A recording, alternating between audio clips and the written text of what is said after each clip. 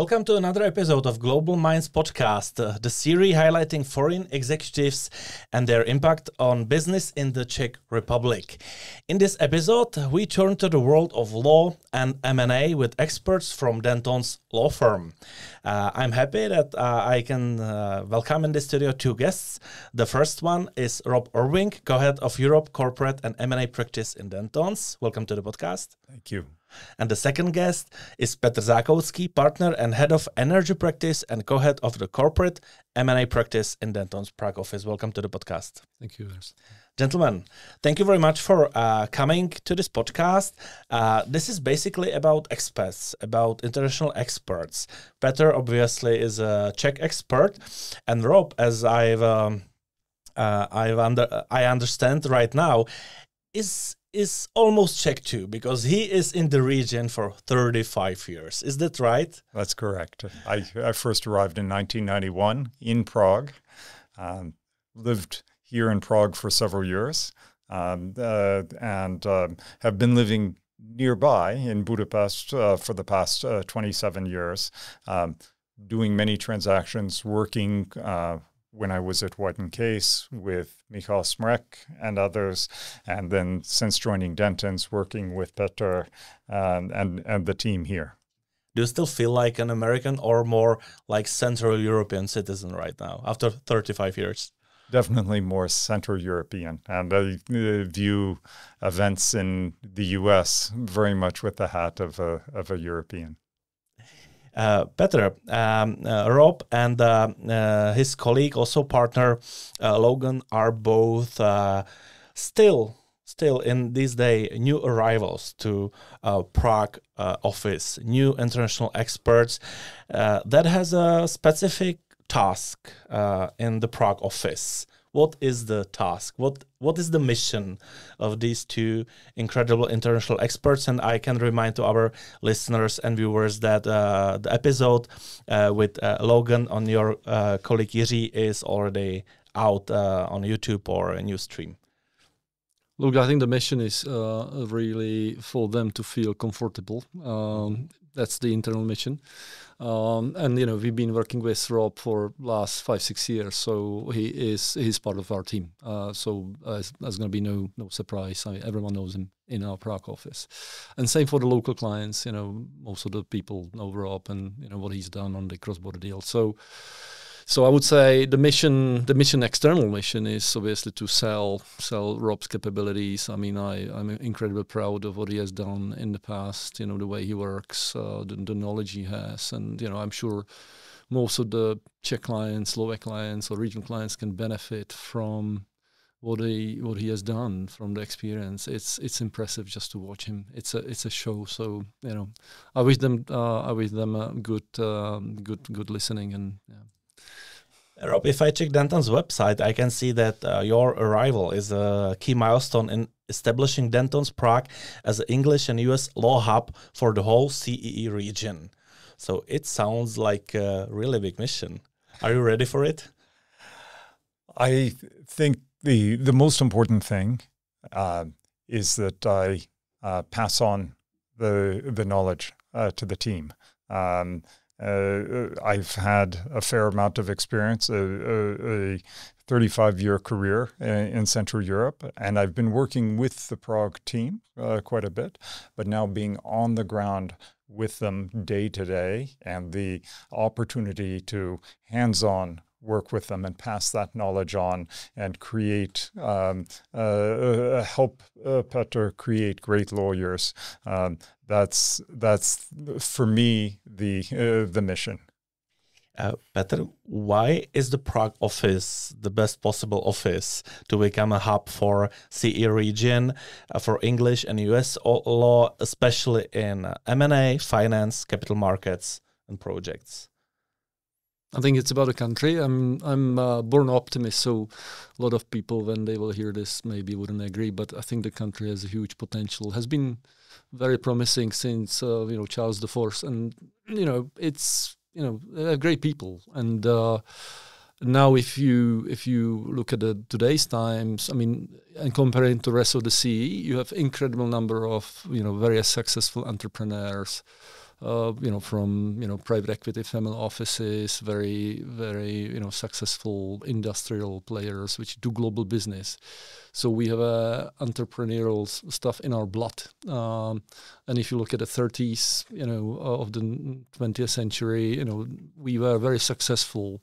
And what happened after that was, sort of sad. But, in terms of the business, what happened, obviously, socially as well. But we are getting back to the shape, I would hope. So I have I have a hope and that we as a nation, as a country, have huge potential. And so compared to all the others around, we are doing much more global business, much more, much more groups which are active across the globe. And that's why we chose the Prague as the place to be for Rob, Logan, and the rest of the team, because, we need them and the clients need them. Rob, you've mentioned that you first started in Prague in 90s. If you've heard this answer in the 90s, would you be surprised that the Czech market will be like this, be this positive, or would you be okay, I always knew this is going to happen? I certainly saw in the early 90s that Czech people were working harder than anybody else I knew of worldwide to get the country back to where it was before World War II, when it was the 6th largest economy in the world. And so from that perspective, maybe not surprised, but to see how it's been done, how so many entrepreneurs have been successful, and then they've taken their money, instead of taking it to Switzerland or Monte Carlo or something and keeping it outside the country, they've brought it. They've kept it in the country. They've reinvested in the country and created businesses that have a strong basis here, but expand throughout the world. The leadership is from Prague, and that is incredibly impressive. I don't think anybody could have predicted that 30 years ago, but it's a big reason for me to be here today, is to continue to facilitate that that creation of value by Czech entrepreneurs with global businesses. Why is it important in this modern digital age to be somewhere on site, to relocate to Prague? It's a great question. I think two things. Number one, if you really want to understand somebody seamlessly, to talk to them, to look to them into the eye physically, to have had lunches, dinners with them, I think that makes a big difference. To really understand Czech entrepreneurs and the Czech financial groups here, Czech business people assess risk in a much different way than many international business people. They're much, I would say, more advanced in evaluating risk. In order to understand how they look at things, you need to spend time with them. And being physically present makes a difference. The other thing is being physically present with the team, the Dentons team here, and being able to on a day-to-day basis coach them.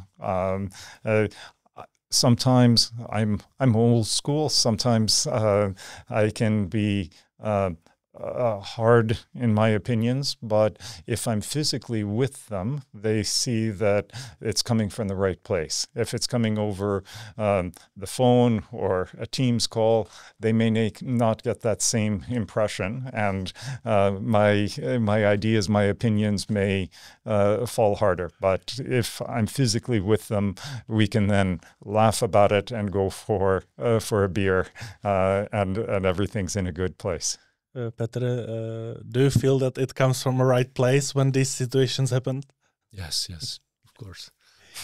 Speaking of Czech clients, do Czech clients expect that the global law firm like Dentons will have on-site international experts, or is it nowadays not important to them? Do you see any advantage with the client relations from your point of view? Look, it's a service business, and whether you serve in a restaurant or or do a law, if you close to a person, then always better, because it's hard to explain things over Teams. You just need to be close. So for me, it's been natural. The first thing I say my junior colleagues is, if you need something from someone, whether it's client or your colleague, get up and go there. If you can't, call them, and the last thing is email. And in this sequence, they should do it. Otherwise, and that's the social interaction is very important. People understand much better each other if they meet. So I think it's extremely important to have someone on the ground. Is English still number one language in M&A world? So it's, let's say, a little bit easier for you to get in touch with Czech clients, or do you see some kind of shift also? It's a lot easier today than it was 30, 35 years ago when I first arrived in Prague. I did work at that time through some wonderful translators to whom I'll always be indebted. Today, working with Czech clients, I can't remember the last time I needed to work through a translator. It's always been done in English. And they read my documents, the legal documents, for them, having to read legal documents in their second language, but they do it, and they do it well. I'm blessed with a tremendous advantage that English is my native language, but it is the primary language for large international transactions. Petr, I already mentioned that for Dentons, the arrival of the whole team, basically not only Rob, it's 4 new people, right?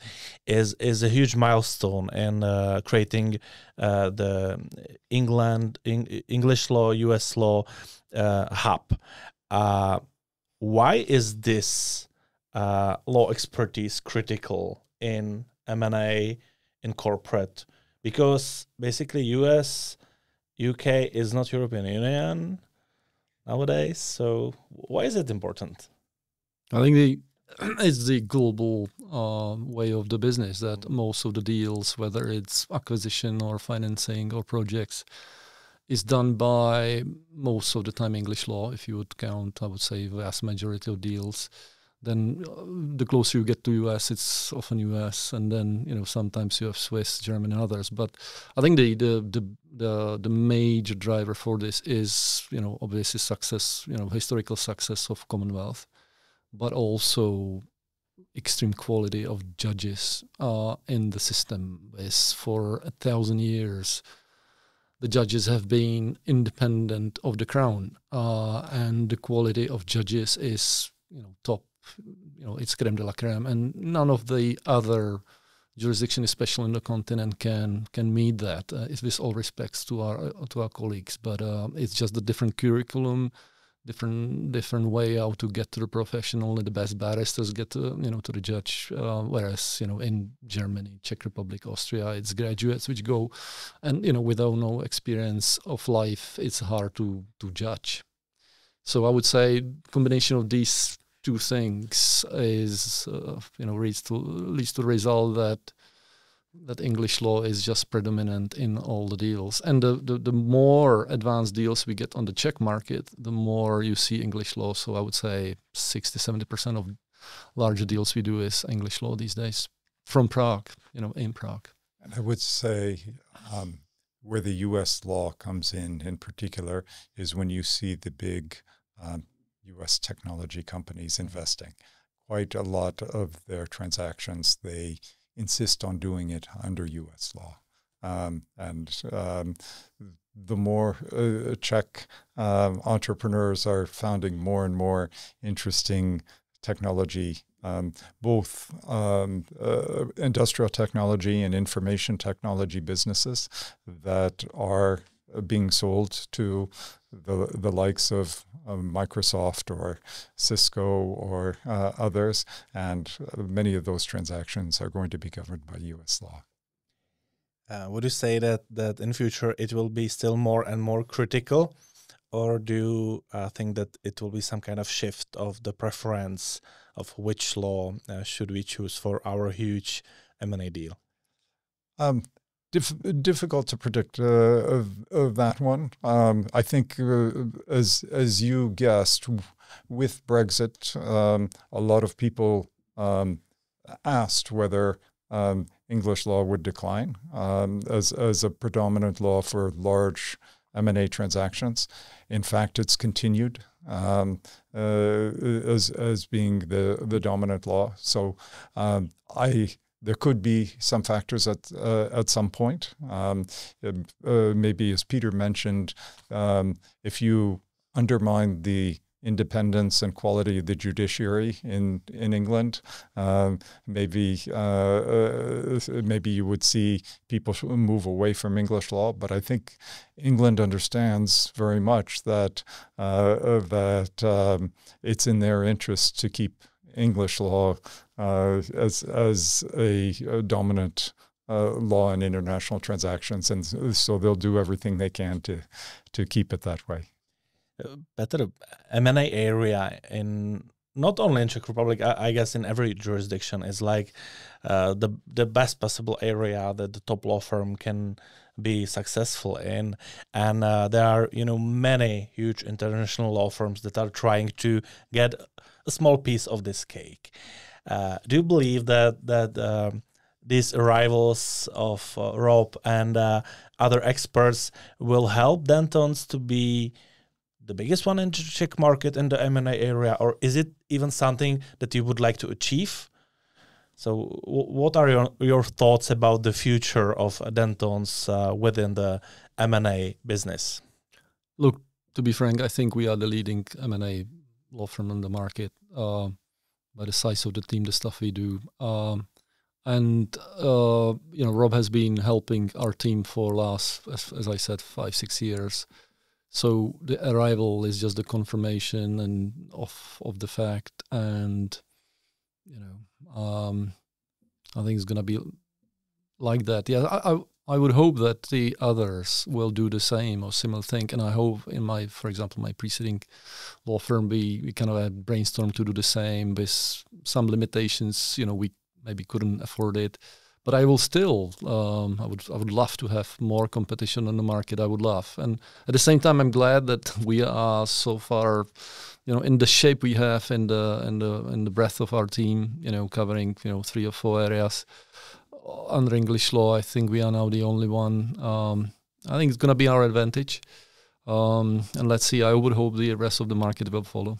But on the other side, when you are number one, you have the biggest team, and for couple years, the question is how to stay relevant and how to stay on the top. Is it more difficult to stay relevant in this area than becoming the number one? Yes, I mean it's in any sport. I mean, the fact that you're number one in tennis, does it mean that you're gonna be number one for the rest of the life? Never. I mean, everyone wants to shoot you down. So I think it's the burden is even bigger. The way we kind of face it and address it is we share the burden. So if it's 5, 6, 7 of us and someone wants to shoot us down, it's tough.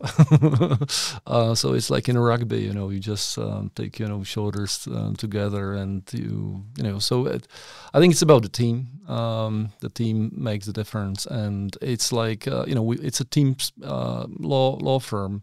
It's a team sport, and for that you need to have a team. Once you have a right team and you keep the team, then you keep winning.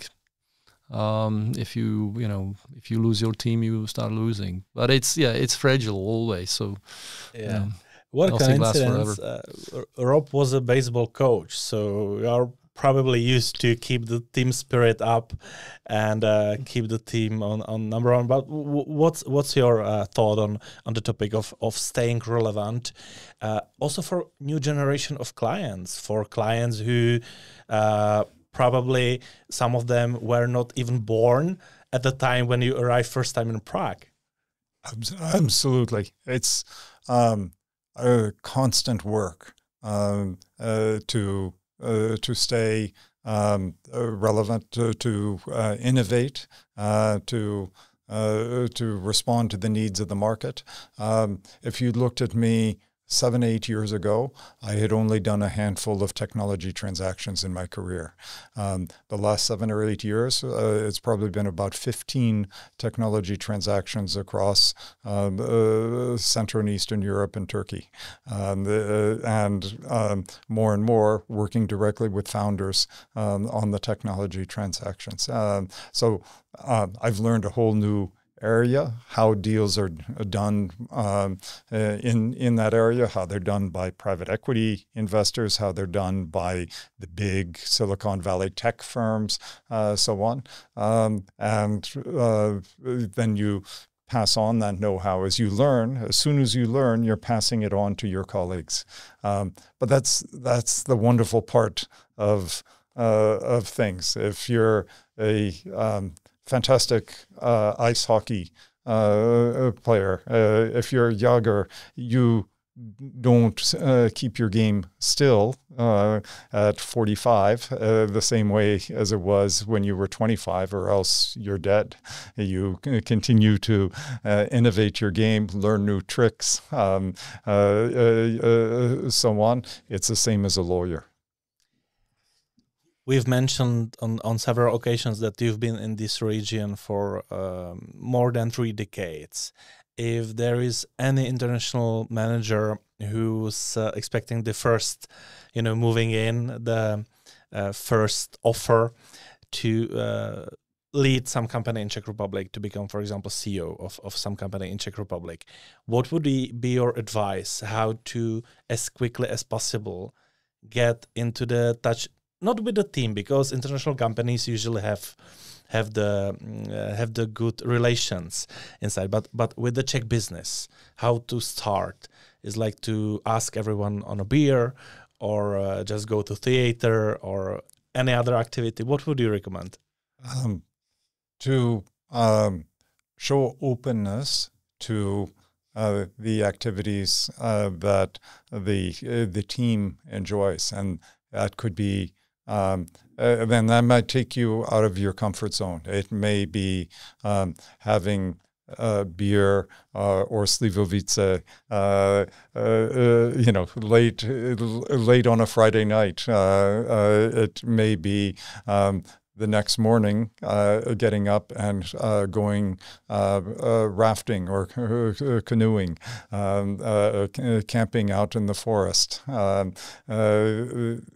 Being open to these things. I find the Czech people wonderful outdoors people who are passionate about the outdoors, who are passionate about sports, being active, but also eating, drinking, everything. It's a very passionate people, and so if you want to build a team, you have to be open to all of these things. And what about Czech clients? Is there a guarantee way how to win them over?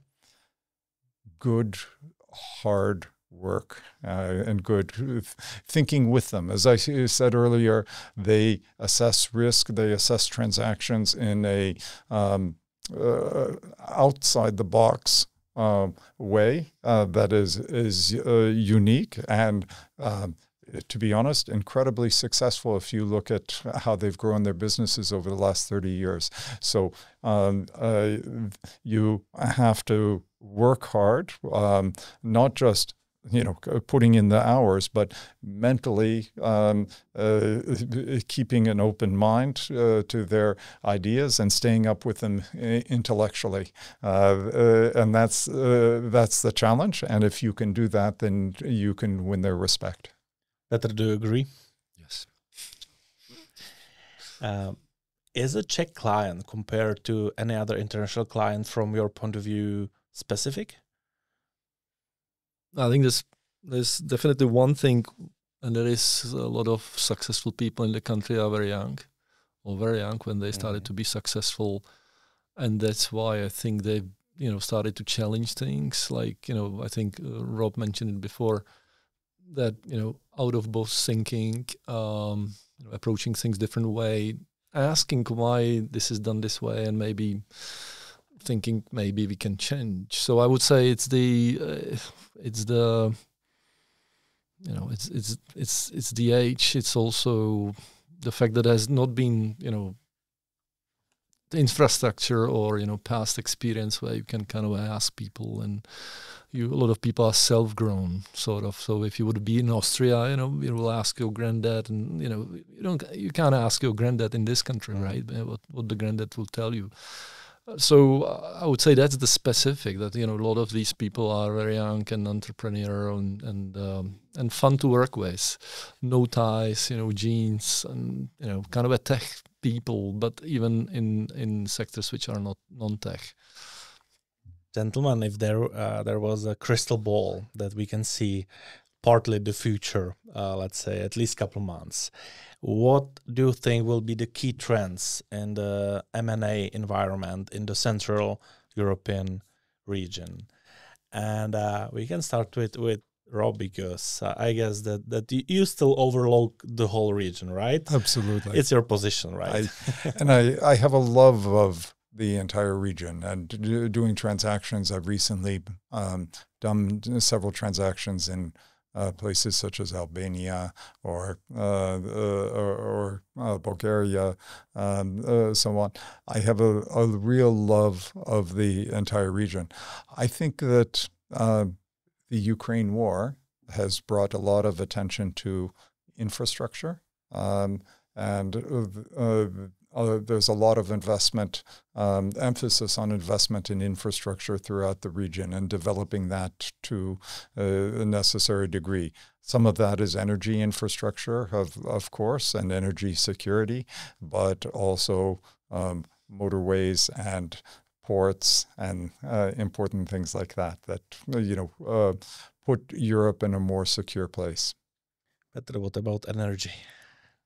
Energy is a bit like a startup world. I mean, the old world is gone, and no one knows what comes new. So in any meeting room you go, you hear the same kind of a gambling style discussion.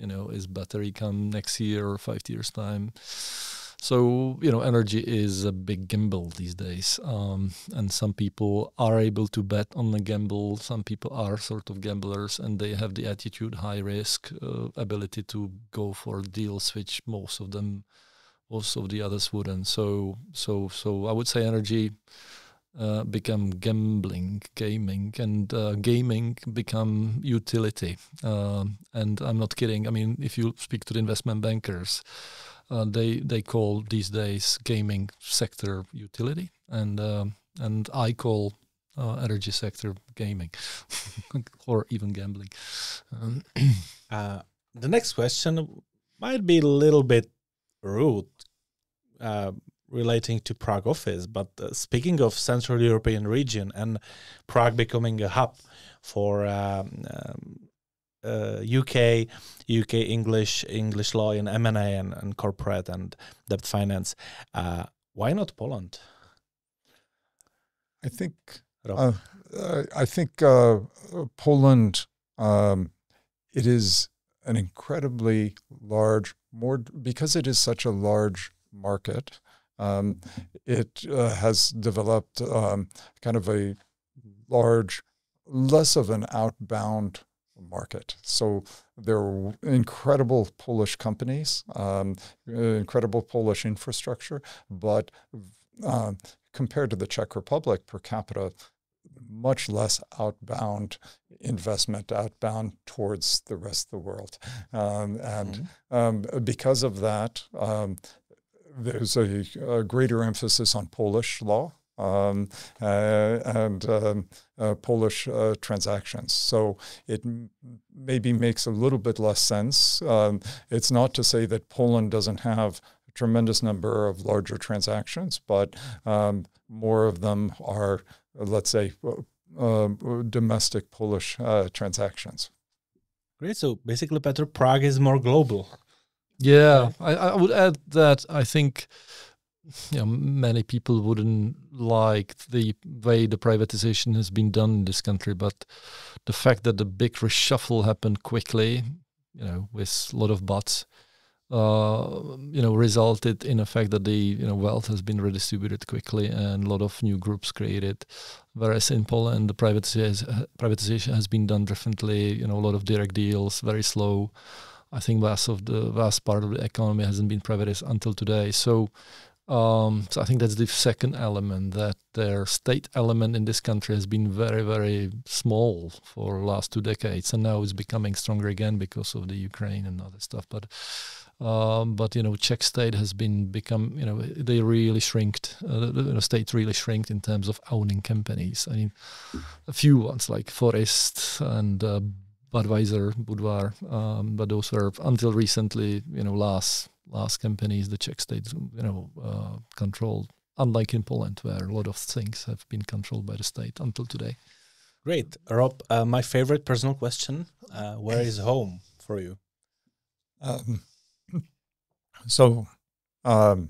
It's multi-factored.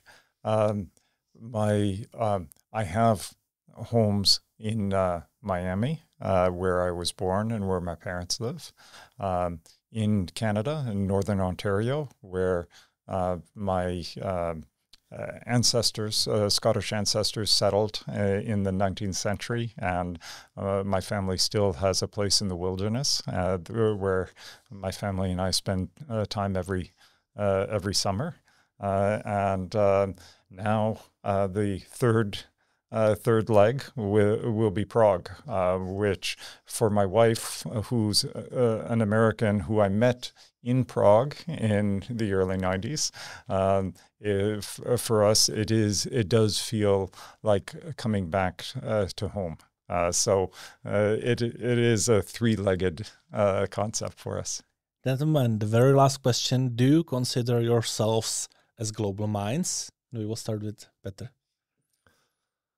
Yeah, I feel, I've been traveling for a long time and been raised to be open to cultures. My grandma has been, working in between the wars in Provence instead of dying during the world crisis in Česká Vrchovina, so close to Chotěbor. So, I've been raised to be very open, and so I feel, after the fall of the communism and stuff, the fact that we could travel and explore, I feel really global these days, and I love it. I love the feeling.